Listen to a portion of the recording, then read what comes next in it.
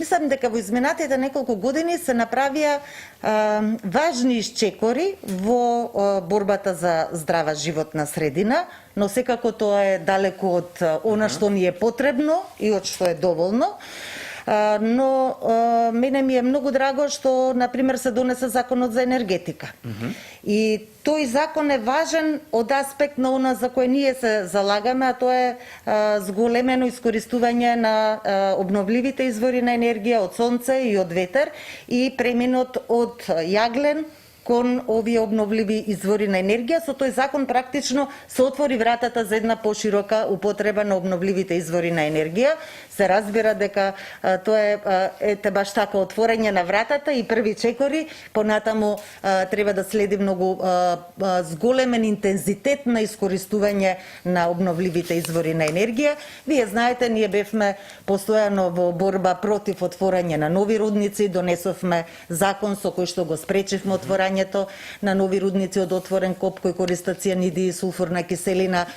Донесовме закон со кој забранивме увоз на отпад како енергенс, што секако делува на намалување на загадувањето и на воздухот и на почвите и така натаму.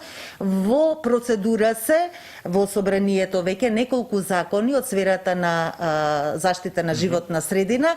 Особено за мене во овој момент е важен предлог измените на законот за прекршоци, бидејќи побаравме усогласувањето на законите што се однесуваат до животна средина со законот за прекршоци да не се изведе на начин како што оди со другите закони, бидејќи драстично се намалуваа казните за оние кои што ја загадуваат животната средина, особено големите загадувачи, на кои практично и им се исплатеше и да не вложуваат, а да платат казна, така што предлогот е во собрание.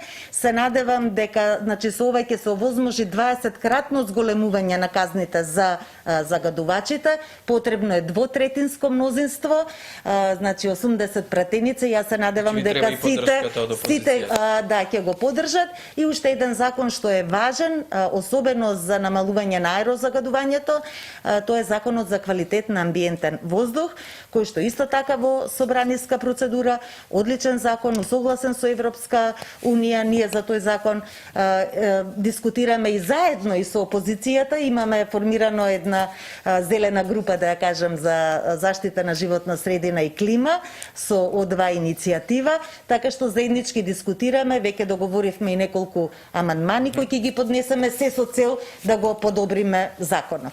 Ви благодарам многу за гостувањето во тема на денот, секако ќе ги следиме овие активности во иднина. Ви благодарам на поканата.